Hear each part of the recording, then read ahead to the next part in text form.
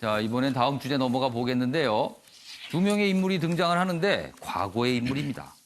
박근혜 전 대통령 그리고 최순실입니다. 오랜만에 기사에 요새 연일 등장하고 있어요. 보이시죠? 국민일보입니다. 박근혜 전 대통령 어제입니다. 어깨 수술 했는데 병원 측에서는 잘 됐다고 합니다. 그리고요. 2개월에서 3개월 재활이 필요하다. 수술해서 수술 회복하는 거는 한 2주 정도면 되지만 그 이후에 재활 기간이 최대한 3개월 정도 필요하다는 거예요. 그리고 이제 많은 분들이 이게 사실은 본질은 아닌데 이런 얘기 묻는 분 많으시죠? 병원비는 누가 되나? 이겁니다, 병원비. 근데 여기 설명이 돼 있군요. 여기 보시면 당분간 하루 327만 원 VIP 병실에 입원되는데 병원비는 본인 부담이랍니다. 본인 부담. 그리고 50견, 관절염 등 4가지 질환이 있다 그러네요. 그래서 지금 어깨를 한쪽에 했는데 다른 쪽 어깨도 뭐가 좀 질환이 있답니다. 그래서 주사 치료하고 있는데 그것도 수술해야 될지 모르겠다. 이런 얘기가 좀 있나 봐요. 내용 좀 보겠습니다. 여기 병원비 얘기가 좀 자세히 나와 있습니다. 끝에 부분인데요. 박 전 대통령이 머무르는 VIP 병실은 면적이 188제곱미터, 평형으로는 57평, 거의 60평입니다. 굉장히 넓군요. 저희 한 스튜디오 규모 되는 거 아닌가 싶기도 하네요. 60평이면요. 그럼 60평, 57평으로 하루 327만 원을 내야 한다. 고가입니다. 병원 관계자는 수술 경과에 따라서 그보다 작은 병실은 절반 정도 가격입니다. 한 30평 되고요. 하루 이용료가 160만 원 정도 되는데 이 병실로 옮길 가능성이 있다. 그리고 다른 기사에서는요. 박근혜 전 대통령 측에서 그 병실 좀 작은 데로 좀 옮겨달라고 요청도 있었다 그러네요. 그리고 입원 비용은 박 전 대통령 본인이 부담하게 된다. 그의 변호인인 유영아 변호사가 관련 업무를 처리하고 있고 유영아 변호사만 그 병실 이렇게 왔다 갔다 하고 있다는 얘기도 좀 들리고 있습니다. 이런 상황입니다. 자, 그럼 여기서요. 박 전 대통령과 관련된 영상 여러 가지 설명이 있었거든요. 어제 그 내용 확인해 보겠습니다. 17일 오늘 오전 8시 26분에 병실에서 수술실로 입실하였습니다. 순조롭게 진행되어서 10시 30분에 마쳤습니다. 수술이 성공적으로 잘 되었지만 후에 재활 치료나 이런 것이 중요해서 구치소 직원분들과 여러 얘기를 나눴는데 또 그쪽 나름대로 여러 가지 보안이나 원칙이 있는 거니까 또 특혜를 줄 수도 없는 부분이고 제가 봐서 크게 문제가 없을 때까지 생각하고 있어서 기간은 한 2, 3개월 보고 있습니다. 치료비와 입원비가 상당히 많이 될 것 같은데 비용은 어떻게 부담이 되는지? 비용은 잘 모릅니다, 제가. 비용은 본인 부담이십니다. 병원비, 치료비는. 네. 병원 관계자들이 차례도 나 설명을 했습니다. 일단 최현호 교수님.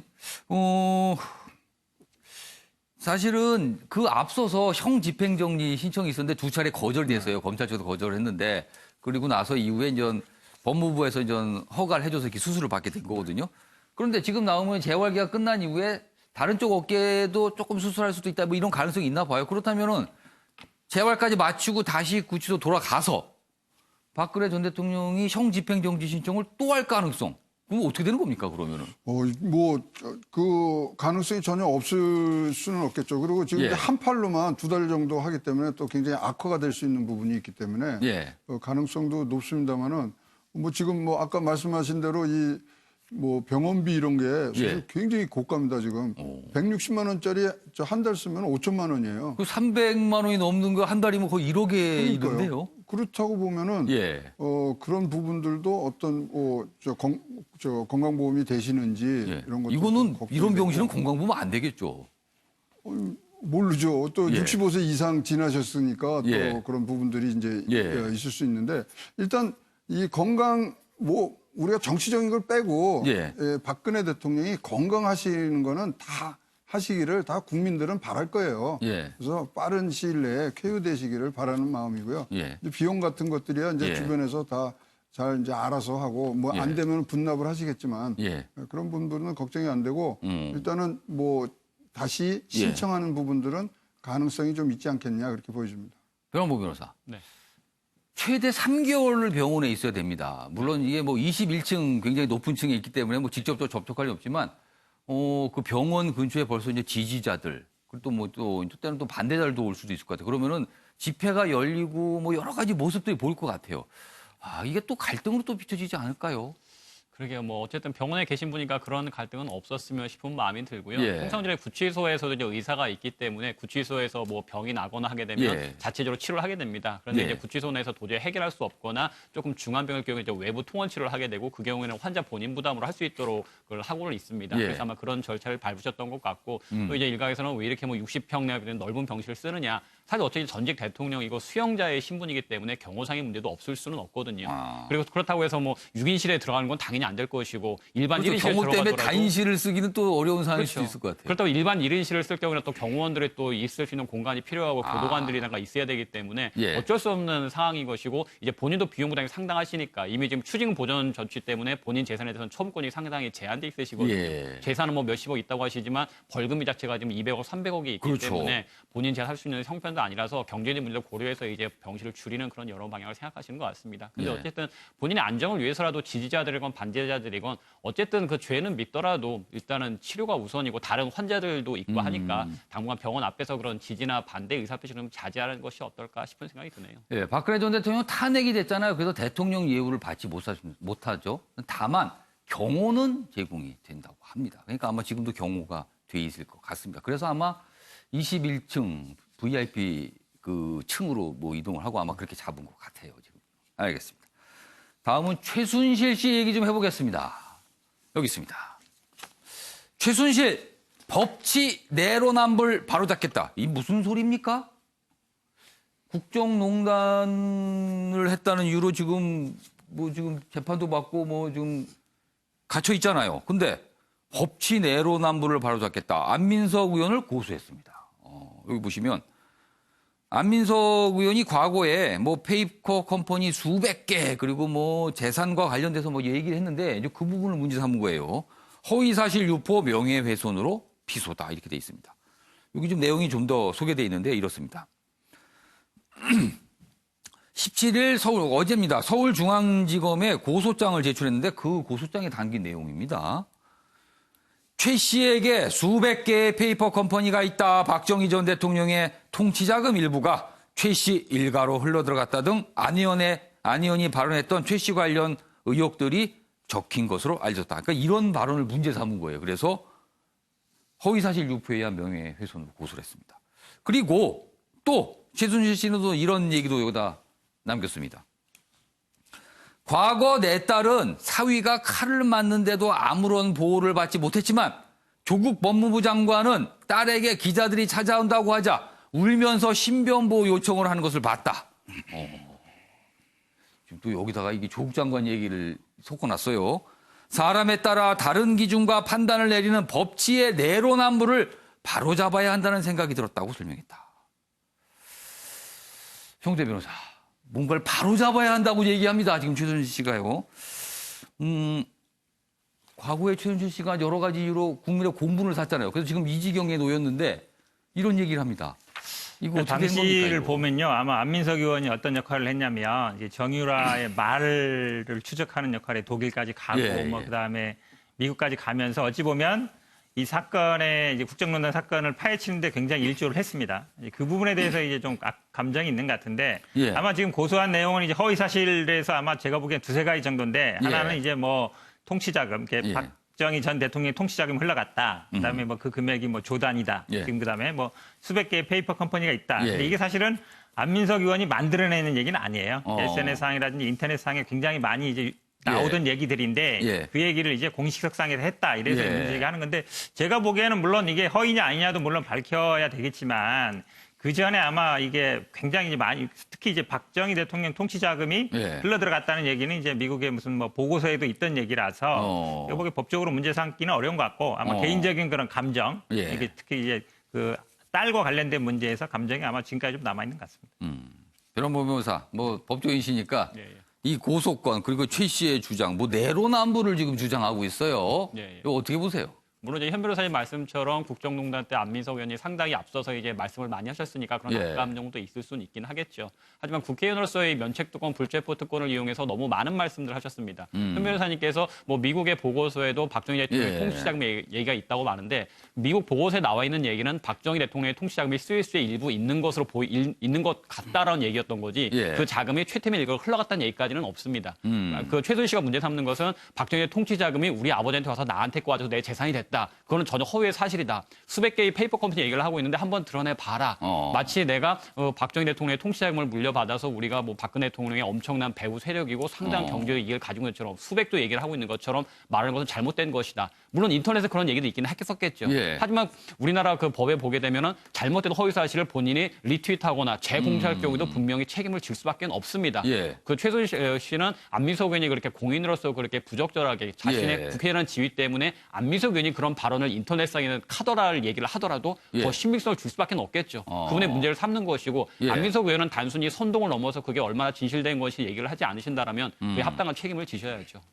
아무튼 좀 이렇게 됐는데 지금 가만히 이 상황을 보면요.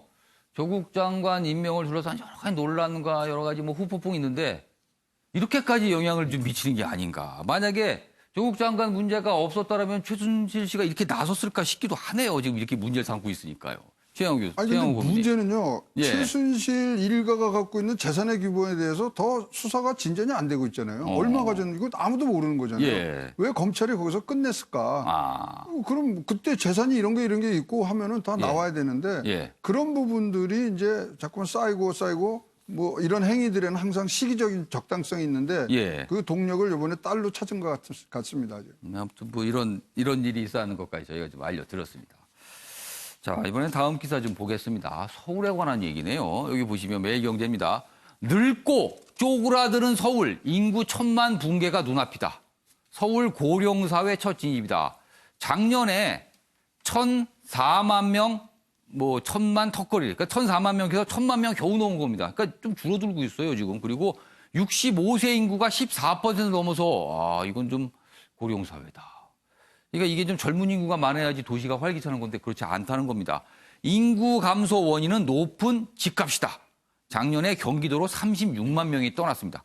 그러니까 36만 명이 떠나지 않았으면 인구가 많았을 거 아니에요. 그러니까 이렇게 되는 거예요. 갈수록 활력을 잃는 도시다. 이렇게 돼 있습니다. 글쎄요. 이거 정은갑 위원님. 어떻게 보면 심각할 수도 있고요. 아니면 지금 우리나라의 어떤 집값 문제를 단적으로 보여주는 것 같기도 합니다. 지금. 그 인구 문제는 비단 서울시뿐만 아니라 예. 전체적으로 좀 출산율이 예. 뭐 전 세계적으로 가장 지금 낮은 수준에 예. 있지 않습니까? 이제 그 같은 점이 저는 첫 번째 원인이라고 보고, 예. 그다음에 기사에서 지적했듯이 집값, 주거 비용이 굉장히 비쌉니다. 예. 그 점이 크다고 봅니다. 그러니까 뭐 1000만이라는 게 어떻게 보면 서울시 하나의 상징적인 인구 숫자였는데 그것이 무너진다라는 것은 내년 정도면은 1000만이 안 될 수도 있을 것 같아요. 그렇습니다. 그것은 이제 우리 전체적인 뭐 지형 상황에도 인구 예. 분포에도 영향을 미칠 텐데 예. 어쨌든 간에 뭐 높은 집값 이런 문제는 모두가 지금 고통받는 문제거든요. 그렇다면 그 문제 해결을 위해서 어떤 노력을 기울일 것인지 뭐 그러니까 예를 들면 재개발 재건축에 대해서 완화 얘기도 하고 일각에서 지금 현재 정부의 어떤 부산 정책이 오히려 거꾸로 가고 있다 이런 지적도 하고 있고 그런 점들을 좀 면밀히 보고 또 전반적으로는 저는 출산율을 어떻게 하면 좀 장려할 것인지 아니면 또 다른 측면에서 이민제도를 어떻게 하면 또 새로운 접근을 해서 인구를 유입할 것인지 생성 가능 인구를 유입할 것인지 이게 전반적으로 인구 문제는 아주 심도 있게 볼 그런 상황에 와 있다 저는 그렇게 보여집니다. 서울 인구가 줄어드는 것에 대해서는 여러 가지 평가가 있을 것 같아요. 긍정적으로 보시는 분도 있고 뭐 부정적으로 보시는 분도 있어요. 그런데 문제는요. 고령층 인구가 늘어난다는 부분, 이 부분은 굉장히 좀 약간 고민할 지점인 것 같아요. 예. 송 대표는 사실 말씀. 잠깐 말씀드리면 예전에는 아마 이제 서울에 살던 분들이 전세 살다가 이제 경기도로 오면 집을 살 수 있었어요.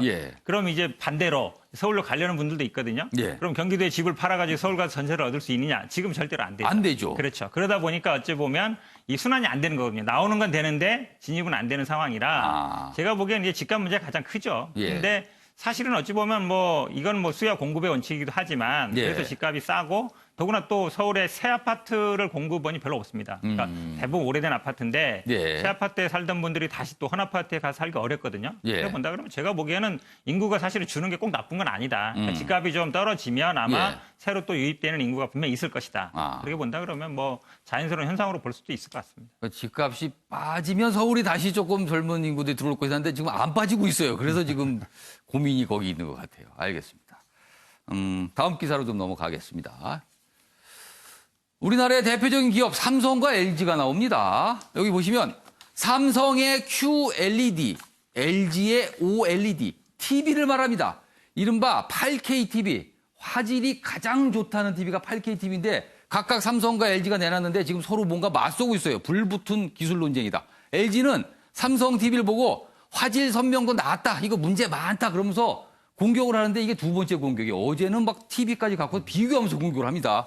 그러자 무대응하던 삼성 정면 반박합니다. 화질 좋아. 종합적으로 판단해야지. 무슨 소리 이렇게 반박을 하고 있어요. 여기 보면 서로의 제품에 대해서 문제점에서 지적을 하고 있는데 글쎄요. 본인들은 아마 치열한 경쟁이지만 소비자 입장에서 좋은 거 아닐까 싶기도 합니다. 이렇게 경쟁하면요. 아무래도 품질 좋아질 거 아닙니까? 그러면 우리는 좋은 거 사면 됩니다. 그리고요. 경쟁하면 가격이 싸지게 되죠. 소비자 입장에서는 손해볼 거 없는 경쟁이 아닌가 싶습니다. 자, 시간이 다 돼갖고 논평은 못 들어보겠습니다. 자, 다음은 김유진 아나운서가 전하는 이슈컷입니다. 보시죠. 이슈들을 사진으로 살펴보는 시간 이슈컷입니다. 첫 번째 이슈 태그는 은상어입니다. 커다란 눈에 특이하게 생긴 이 생선, 살아있는 화석이라 불리는 은상어입니다. 빛이 거의 없는 심해에 살아서 이에 적응하기 위해 큰 눈을 갖게 됐다는데요. 지구상에 약 3억 년 전부터 존재했다고 알려진 이 은상어를 최근 노르웨이에서 한 청년이 낚아올렸습니다. 그는 생선의 정체를 알았지만 이미 죽은 상태라 집에 가져가 튀겨 먹었다는데요. 어쩌면 귀한 해양 연구 자료였을지도 모르는데 말이죠. 두 번째 이슈 태그는 김진달래입니다.